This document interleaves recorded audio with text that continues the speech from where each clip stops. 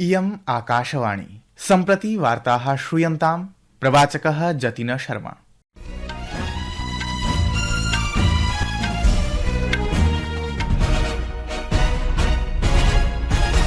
आदौ मुख्यवार्ताः। सर्वकारेण केन्द्रसर्वकारस्य कर्मचारिभ्यः निवृत्तिकाभोगिभ्यश्च अष्टमवेतनायोग गठनस्य सहमतिः प्रकटिता।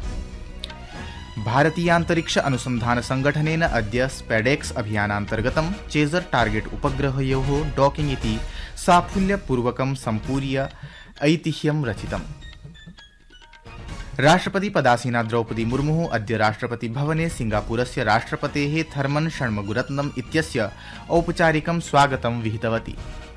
भारतेन गजायां बन्धकानां मुक्तेः युद्धविरामस्य च घोषणायाः स्वागतं कृतम्।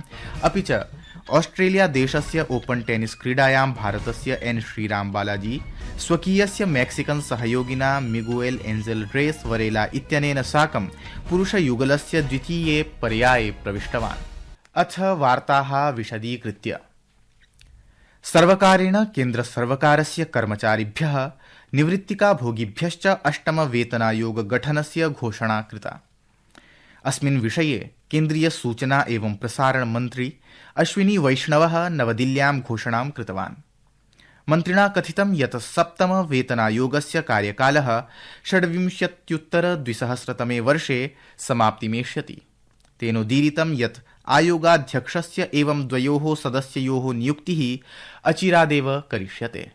केंद्र सरकार के सभी कर्मचारियों के लिए 8th सेंट्रल पे कमीशन को मंजूरी दे दी है। 8th सेंट्रल पे कमीशन 1947 से अब तक 7 पे कमीशन हुए और प्रधानमंत्री जी ने एक रेगुलर रिदम के साथ पे कमीशन बनाने का जो एक संकल्प लिया है, उसके हिसाब से 2016 में लास्ट पे कमीशन 7th पे कमीशन स्टार्ट हुआ था, तो 2026 में इसका टर्म कंप्लीट होता है। उससे वेल बिफोर 2025 में 8th पे कमीशन स्टैब्लिश करने से सफिशिएंट टाइम मिलेगा so that the recommendations can be received well before the completion of the period of 7th पे कमीशन।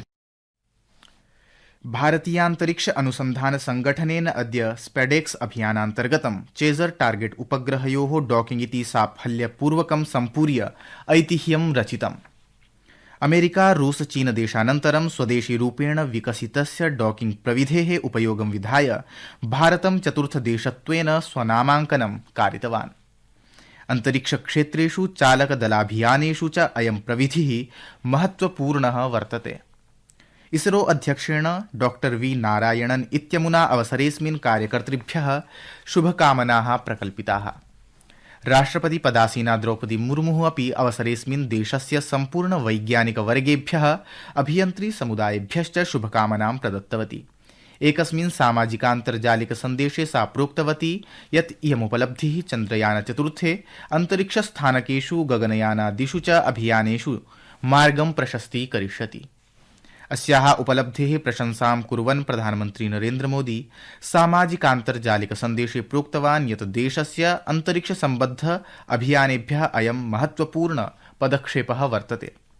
केन्द्रीय विज्ञान एवं प्रौद्योगिक राज्यमन्त्रिणा जितेन्द्र सिंहेन सबलं प्रोदीरितं यत् इयं पूर्णतया स्वदेशी भारतीय डॉकिंग प्रणालिः वर्तते।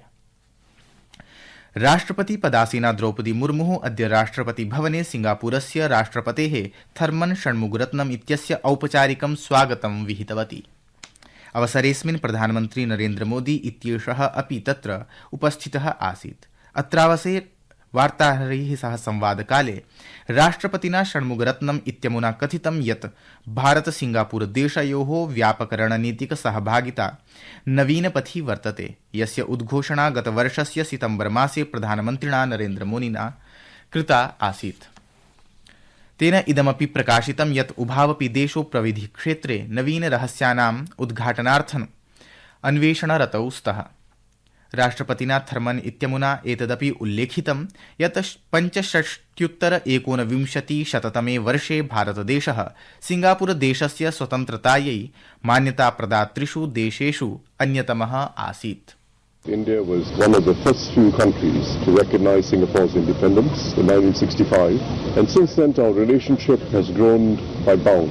It's a natural partnership between a small country, Singapore, and a very large country, India, but we found ways to cooperate in ways that are mutual interest. In a whole range of areas, our business relationships are thriving. In fact, Singapore is the largest investor in India for many years now. Our defense relationship is strong. Our relationship in skilling has been very active in recent years, and it continues to grow. Singapore देशस्य राष्ट्रपतिः महात्मा गान्धिने श्रद्धाञ्जलिं समर्पणाय राजघाटम् अपि गतवान्। राष्ट्रपतिः षण्मुगरत्नं 5 दिवसीय भारत यात्रायां वर्तते।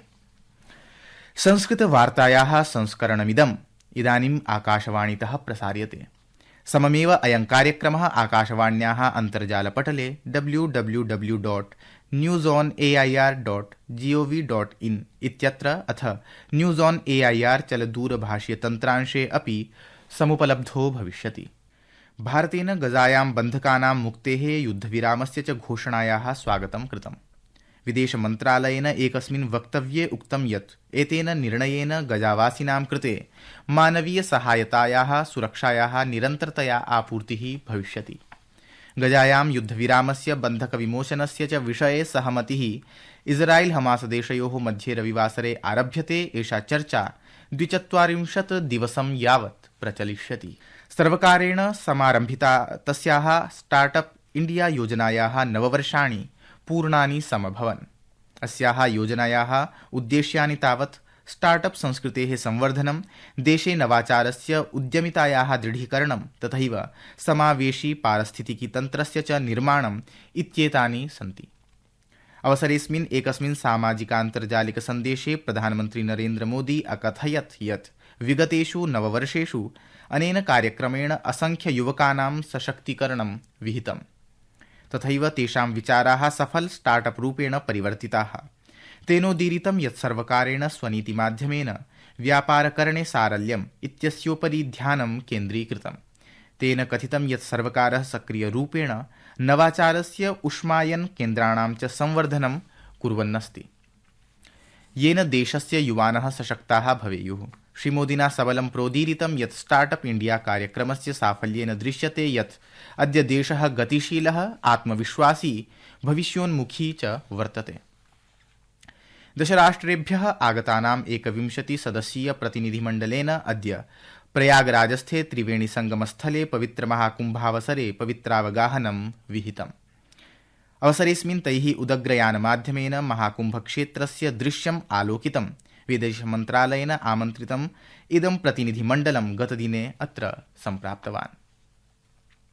न्यायाधीशेन विनोदचन्द्रन इत्यनेन अद्य सर्वोच्चन्यायालयस्य न्यायाधीशरूपेण शपथग्रहणं कृतम्। भारतस्य मुख्यन्यायाधीशः संजीव खन्ना न्यायमूर्तिचन्दन इत्यस्मै पदस्य शपथग्रहणं कारितवान्। सर्वोच्चन्यायालयस्य एकस्य दलस्य अनुशंसया सोमवासरे केन्द्रेण पटना उच्च न्यायालयस्य मुख्यन्यायाधीशस्य न्यायाधीशचन्द्रन वर्यस्य सर्वोच्चन्यायालये नियुक्तिः स्वीकृता। न्यायमूर्तिः चन्द्रन इत्येषः केरल उच्चन्यायालये न्यायाधीशत्वेन अपि आसीत्। राष्ट्रपतिपदासीना द्रौपदी मुर्मुः श्वः राष्ट्रपतिभवने 24,200 राष्ट्रिय क्रीडा पुरस्कारं प्रदास्यति। विश्वचतुरङ्गविजेता डे गुकेशः, पेरिस ओलम्पिक क्रीडायां पदकद्वयं विजेत्री मनुभाकरः, भारतीय हॉकीति दलस्य दलनायकः हरमनप्रीत सिंहः अपि च पेरिस पैरालम्पिक क्रीडायां स्वर्णपदकविजेता प्रवीणकुमारः च मेजर ध्यानचन्द क्रीडारत्न पुरस्कारेण सम्मानितः भविष्यति। पुरस्कारोऽयं विगतेषु 4 वर्षेषु कस्यापि क्रीडकेन क्रीडायाः क्षेत्रे कृतोत्कृष्टप्रदर्शनाय प्रदीयते। अद्य प्रातः दिल्ली नगरस्य राष्ट्रिय राजधानी क्षेत्रस्य च केषुचित् भागेषु निम्नवृष्टिः अभवत्, येन तापमाने महती न्यूनता गता। सम्पूर्णे क्षेत्रे दृश्यतायां च परिष्कारोऽपि अभवत्। ऑस्ट्रेलिया देशस्य ओपन टेनिस क्रीडायां भारतस्य एन श्रीराम बालाजी स्वकीयस्य मैक्सिकन सहयोगिना मिगुएल एंजेल रेस वरेला इत्यनेन साकं पुरुषयुगलस्य द्वितीये पर्याये प्रविष्टवान्। प्रतियोगितायां बालाजी इत्येषः एकाकी एव भारतीय क्रीडकः अवशिष्टः अस्ति। इति वार्ताः।